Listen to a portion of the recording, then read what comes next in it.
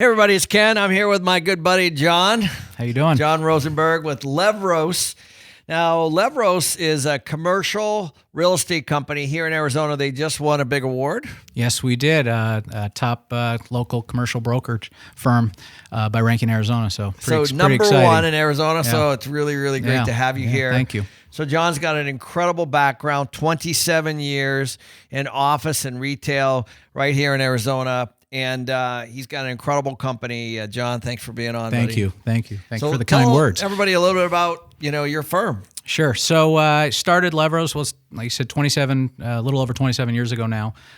Went to University of Arizona, came up here afterwards. Already had my real estate license, actually, and worked for a local firm. It was during the RTC, Resolution Trust days. And during that time, we were managing, we were leasing, we were selling properties that went back to the lender. In many cases, these were insurance companies. The company I worked for focused mostly on insurance companies who are lenders as well. And so we were doing everything. So it was literally, I remember walking in and my boss at the time says, "There's a building, manage it. There's a space, lease it, and in some cases, here's the building, sell it." So I, trial by fire. Yeah. Well, so now fast forward today, you got 20, how many brokers? So we've got a little over 20, I think 22, 23 brokers now on Levros side, and then property management, which is Mode. Commercial is, there's probably 23, 24 people over there as well, managing between 80 and 90 properties right now, I believe. Pretty cool. So, and then in addition to that, you're an owner, right? And I'm an owner. Yeah. So pretty great model, by the way, to have a leasing company, a brokerage company, a management company, and be a landlord. Right? Yeah, dumb luck sometimes. Yeah. I remember I was talking to somebody one time and they said, "Boy, you were really smart to do property management to level the peaks and valleys of brokerage." And I said, "I wasn't smart. I was lucky that I happened to get that. It wasn't really by design, but it's worked out to be a benefit." It's the perfect segue, yes, because what we're going to talk today about. So this is the greatest question. We get a lot of these questions from you guys. And everybody asks this question, on the multifamily side is, do I manage my own or do I, hire somebody out? And then if I do, what do I look for in that company? And so I get that question a lot, Jon. I'm sure you do. Yeah. So really the title of this one is, do you self-manage your own investment? And I'll just tell you from a property management standpoint, property manager standpoint, because we both have very similar companies. Mine's mostly multifamily. As you guys know, we have about 10,000 units. And Jon has, 90 commercial properties. And so we have a lot of experience in this arena. We have management companies that do both of those across all lines. And so we see it all. Right. Yeah, no, we do. We see owners that buy buildings and want to manage their own. We see owners that buy buildings and want to use third party. And we see owners that buy buildings and they focus on the fee and they hire third-party managers, and then they get very poor. Get what you pay for. Yeah, property management. Yeah. So we're going to kind of cover all of those things. What's some of your experiences here? Because I'm sure see it all, especially when you sell a building, right? Yeah, we sell a building, and a lot of times we'll get a buyer of that building that'll say, we're going to take care of it ourselves. And one of the first things we always recommend is they look at is it a building that's being currently managed, or is it a building that is being self-managed? If it's a building that's currently managed, why do you think that you should take over the management in-house yourself? And usually the question is, I can send my maintenance guy out and I can collect the rents. And that's interesting, right? Because that's what they think it is. Yeah. I'm going to collect the rents and hey, if something breaks, I can fix it. Right. And then you just bought a job, right? So you just bought a building, but now you have a job of being the property manager of that building. So you look at it and think of the why, and then you really look at and break down what are the different items that are going into managing that building. If it's in an area that you need a day porter to go and pick up trash every morning, then you have to look at that. Landscaping, how many tenants are in the building, who's collecting the rents, how are you doing that, how are you paying the bills? There are so many property taxes and the different things that you have to look at, and then the vendor pool. As to who's out there, because in a lot of cases, that owner that wants to save money may end up paying more money in the long run. So you brought up a very good point. So what is the primary reason somebody wants to manage their own building? To save money, of Save a course. management fee. That's Right? going to be the biggest. So here's the interesting thing. So, because we look at this too. Let's say a management fee on a property might be $3,000-$4,000 a month, and what are they running on yours around that? They could. I mean, we have some as low as $1,000 Okay. up to So let's just use $1,000. Yeah, sure. Okay. So you're managing a property at $1,000 a month. There's no way you're making money on that. Right. Like, I don't think people realize Right. this. There's no way. Right. Like, the accounting alone costs you $1,000. In-house, overhead, your office space, everything that you're doing on labor and time it's not under $1,000. If you want to do it right, Correct. absolutely. Right? And, I mean, you can't. And that's where a management company will make more sense because economies of scale. That $1,000, you couldn't do it yourself for $1,000, but if that property management company has, dozens of those properties, well, then they can do it because they have the bookkeeper, the property manager, the assistant, the maintenance, the building engineers, things like that. Which is what you have. You have a Right. whole accounting team, so you can take and throw a building in there. Right. And you're much more efficient because one accountant might be handling 6, 7, 8, 9, 10 buildings. Yeah, and it goes back to all of that.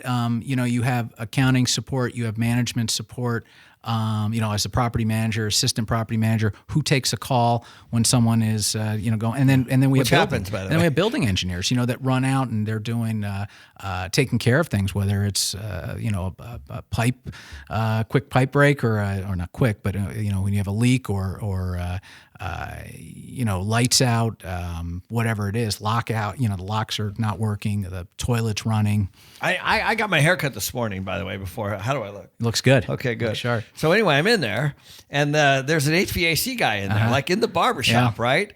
And I go, "Do you own this?" He goes like, "Nope, that's the landlord's expense." Right. You know what I mean? I started laughing. I go, and the guy comes in. He's, "Oh, you need a compressor." I go, "You might want to check and make sure, Right. because at some point, you know what I mean. You're going to hit the summer here in Arizona, and you're going to need that." And we had this funny little exchange. But he's like, "It's nice." And those are the things that happen. He goes, "My air's been out for 3 weeks. I've been trying to get this guy here." Okay. So he's a little bit unhappy because he's bringing people in. This just this morning. So this is a real deal, right? I mean, you see it, I see it. I bet I have 75 maintenance guys, at our properties, and they are busy. I bet. And they're constantly handling things. And so what happens is a lot of times these landlords take these on, right? Yeah, they do. And I can give you a great example of what you're talking about. When in the summertime in Arizona, AC goes out and you walk in, someone walks in their office and turns on the AC, it's not working. That's not a good day. They could possibly have to shut down for the day, send their employees home, customers, whatever. So if you're self-managing your own building, what are you going to do when that happens? Well, you're going to call the air conditioning HVAC company and say, "Hey, can you do me a favor? I need you guys to get out there as soon as possible." Well, it's 115 degrees out today. We've got 50 calls lined up. Our guys are slammed all day.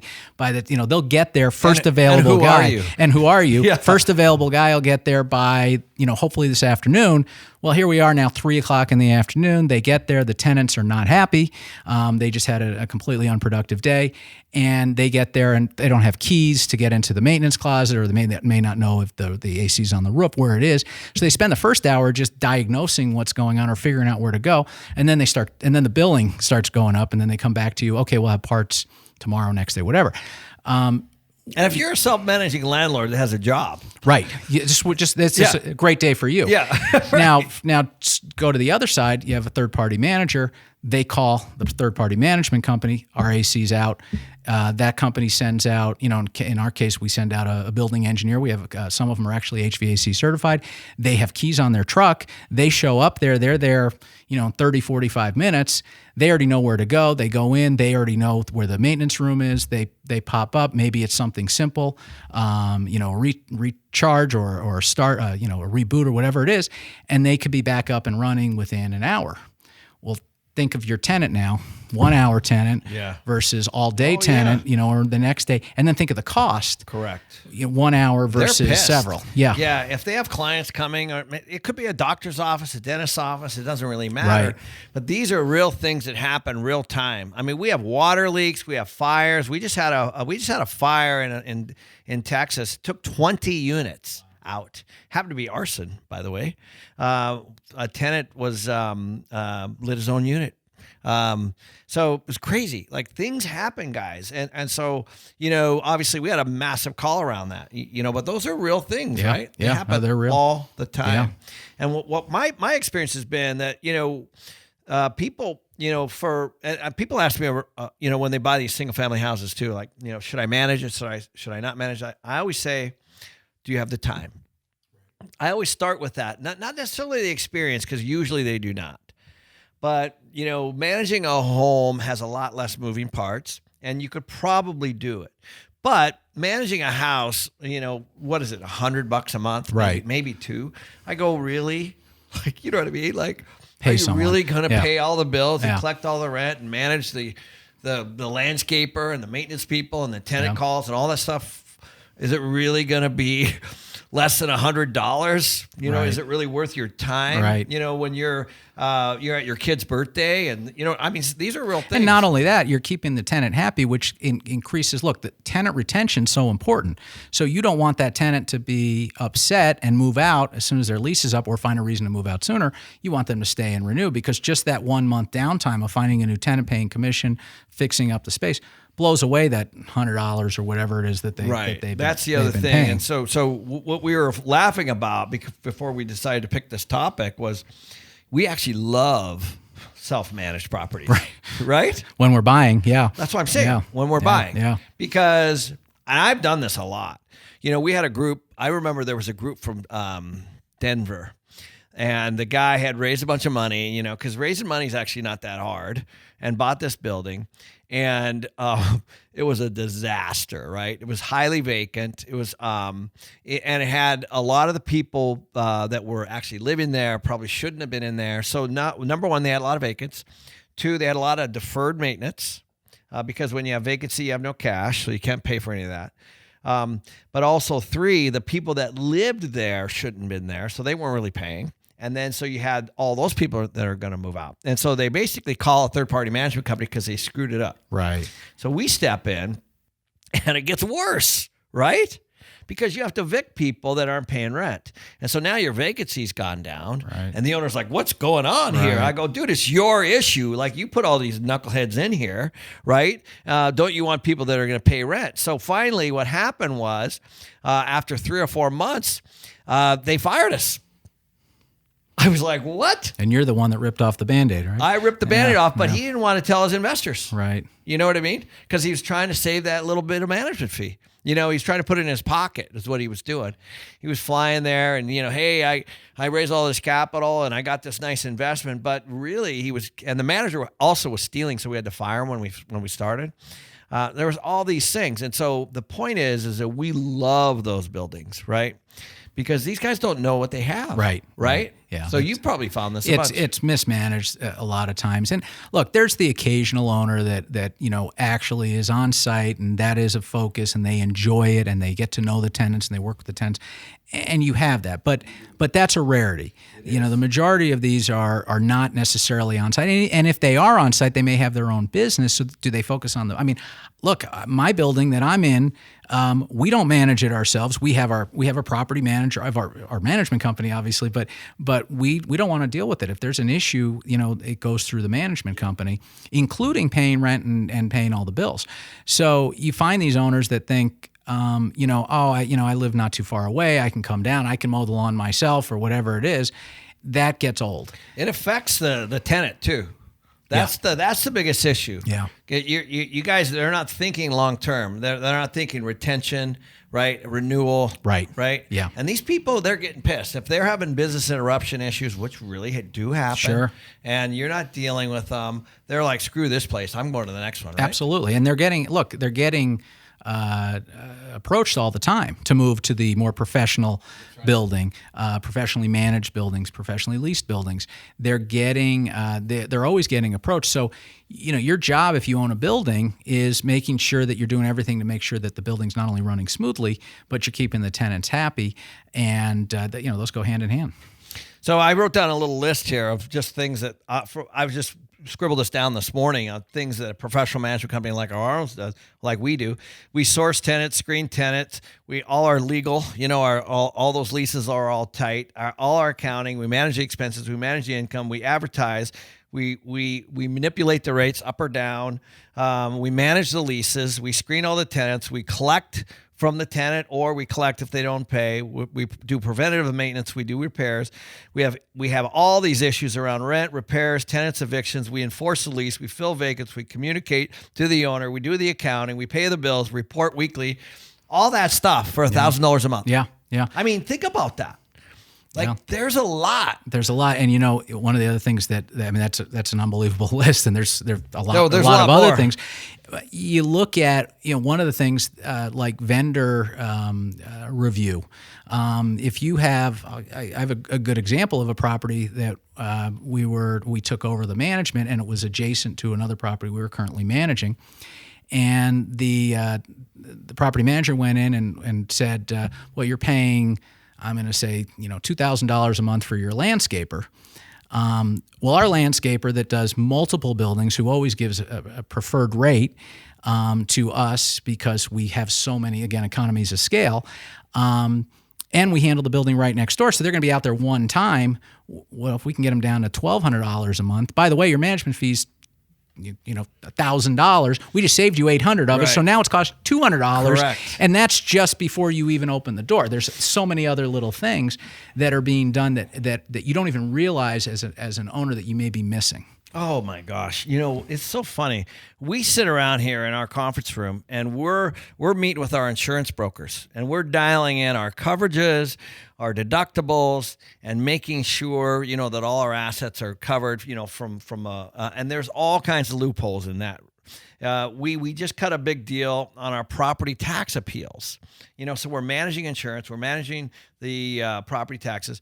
We are dialing down on all our utilities, our water conservation, our sewer, electric, gas, trash, all that stuff. The same as you guys, right? These guys have no idea. What we did is we went and remeasured all of our floors on all of our flooring, and we cut out $1.2 million in our flooring expenses in 1 year. $1.2 million. Now, by the way, we self-manage our own stuff now, but our costs were about $4 million a year that we were doing in flooring, and we got it down to 2.8. The next year by just measuring it and dialing in and going with one major company, et cetera, et cetera. So there's all this stuff that's going on that's happening on the property with a good property management company, right?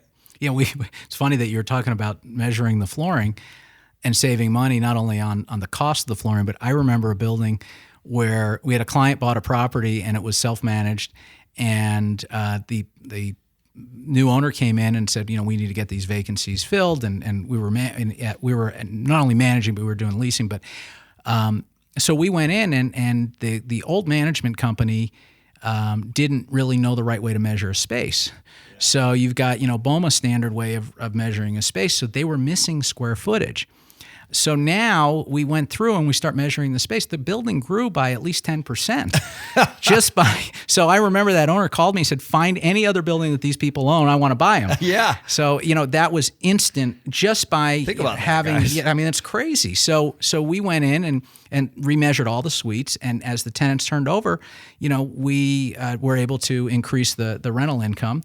And he was thrilled. And he wasn't, ripping them off in any way. It was exactly what they should have been. Paid for your management fee. Yeah, exactly. Oh, way more than our management fees. So those are little things that an owner may not know. And it's not that the prior owner didn't know what to, well, they didn't know what to do, but it wasn't that they were not measuring the space. They just didn't necessarily know the right way to measure the space, to make sure that they're accounting for common areas, to make, certain common areas, especially if it's a loaded building with restrooms, things like that. They may not know to do that. So which is a problem. It's a problem. That's an experience issue. It's an experience. Exactly. You know what I Exactly. mean? Yeah. And this is all I'm talking about. Like, there's nothing wrong with buying an investment or bringing. If you guys are raising capital and buying things, you better have a good management company. Yeah. Right.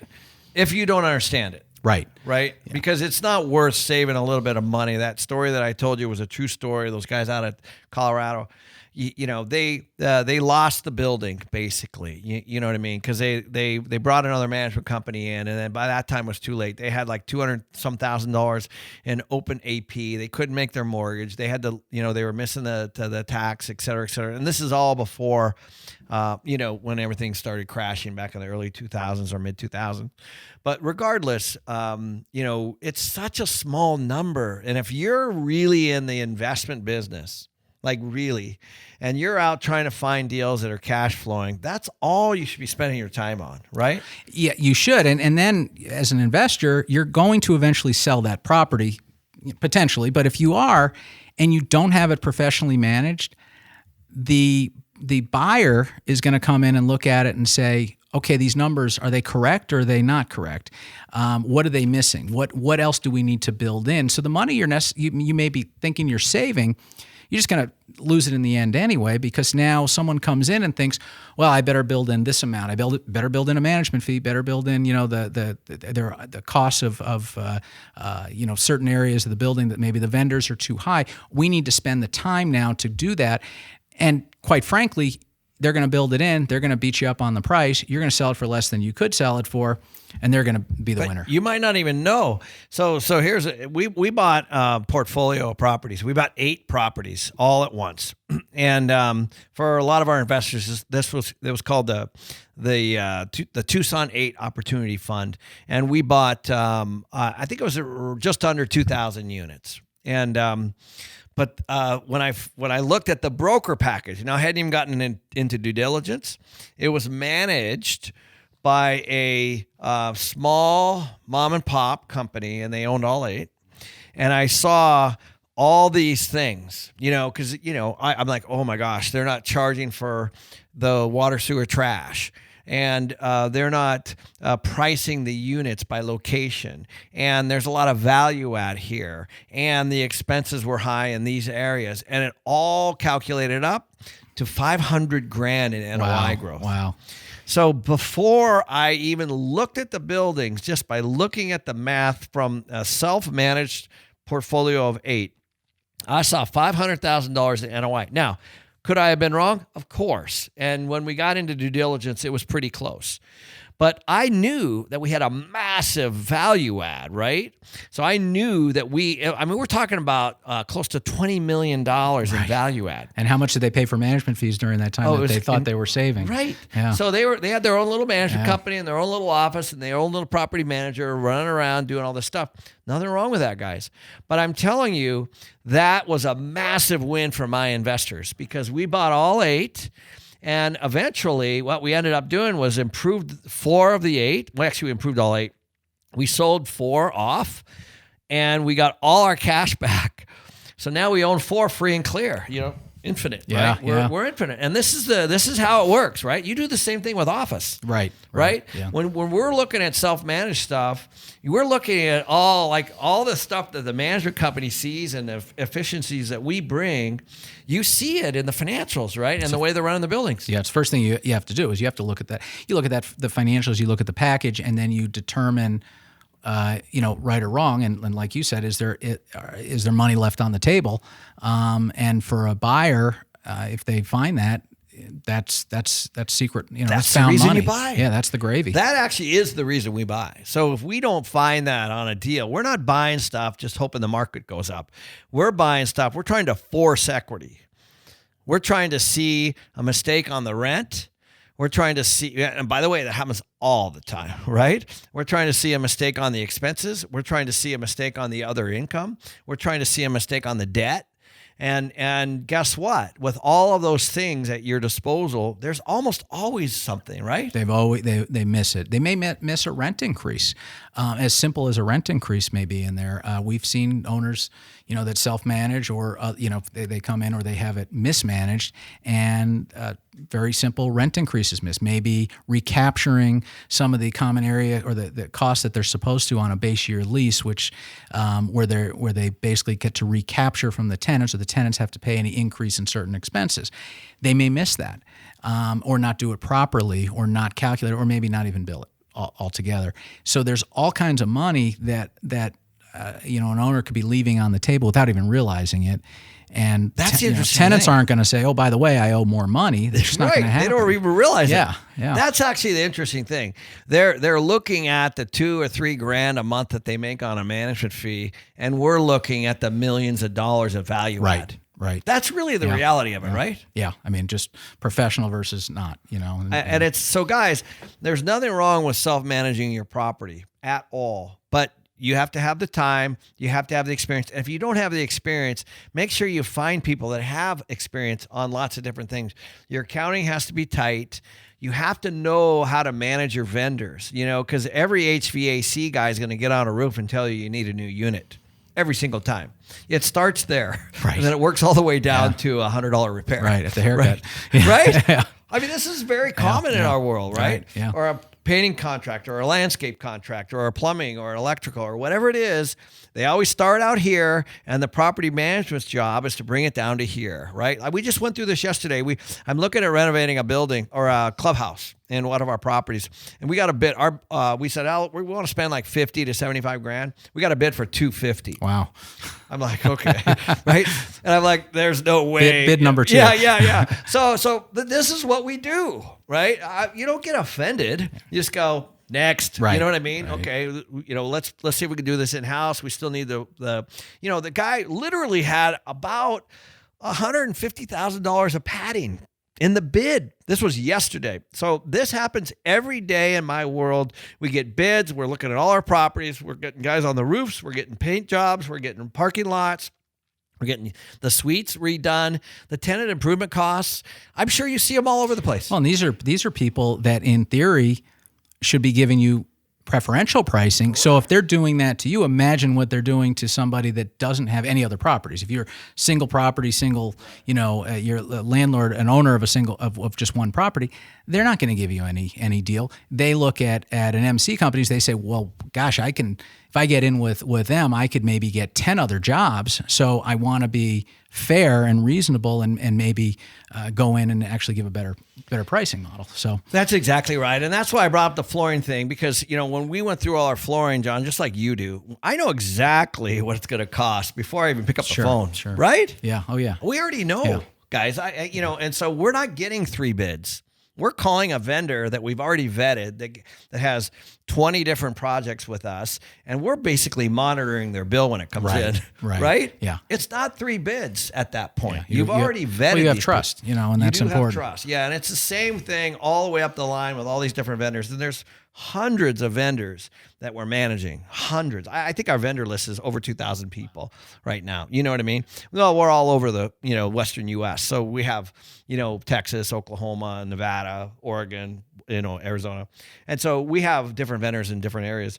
But let me tell you one thing: carpet cleaning, a water heater, a new carpet, a new appliance, a paint job is all very, very different, from one building to the next, to the next, to the next, to the next. And that's what the property manager job is for, is to manage all of that. And I'm telling you guys, so if you're going to do this, you got to really understand how to do it. And you got to understand the right questions to ask. And you can't do it if you don't have the time, right? Right. No, you can't. I mean, if you're, like you said, if you have a full-time job doing something else, it's going to affect you. You may save, you think you're saving some money, but it's going to affect you. And if you are managing your own, the biggest thing is, you might not know what you're leaving on the table. Right. You don't. You don't know what you don't know, and then down the road you've sold your building and you saw that sell again a few years later. And you want to see some pain. You want to see some pain? Go look at a building that you sold. and then go look and see if it's sold like 2 or 3 years Right, after. right, yeah. Because that'll be some pain. Yeah. Right? Yeah. Is that yeah. true? Yeah. Oh yeah. You can't. You almost can't look. You know. You don't want to look. Right. It's usually millions yeah. for us because every single deal is what you don't see. Right. Yeah. I mean, we look at that. It's like, what do you see from the 27 years of experience that you have that somebody that's new in the game doesn't see? And it's a lot. There's a lot. Yeah. That's my point, guys. So I'm not saying don't self-manage, but I'm saying that just be conscious of the consequences. If you're trying to save a little bit of money by doing it, but if you're on site, have the time, and really want to understand it and and understand how to manage some of these things, then you'll probably do okay. You could, and I would say even with that, there's a time to bring in professionals to help. It may be professional leasing. Leasing, for sure. Because that may, you can't do that. You can throw a sign. There's a lot of people that throw their own sign up and think I'm going to lease it myself, and that's fine if someone's driving down the street. But when you hire, a professional, like if you hire Levros, for example, we may have 50 buildings in a few mile radius of there. So there's a good opportunity and a good chance that we're going to find a tenant that's not going to be calling on your sign. They're coming from something else that you have. They're coming from something else. Or the broker that's representing that tenant is less likely to call an owner directly because they're not even sure if they're going to get paid. When they know they call another brokerage firm, they know at least their commission's protected. Very, very good point. Yeah. So you're not even really going to be in the deal flow. Right. Right? Right, exactly. Yeah, because a broker, like, you're not going to call a self-managed building because you're just going to move on. Right, you move on. Right, Just take it off the list. Yeah, because now you're going to negotiate your lease commission. Because Right. they don't want to pay one. Exactly. Because that's why they're self-managing. Exactly. You already know going in that they're going to try to save money. Right. So why, Right. Why So- do that? And you're not doing the best for your tenant. Because if they go in and they don't have a professionally managed building, you may be setting them up for a bad experience when they move into that building. Oh, for sure, dude. I mean, and the best part is they're not going to call you, so they're going to take whatever they can get, and therein lies the whole value add opportunity for the next buyer. Right, So, exactly. John, you're the best. Thanks, brother. Thanks.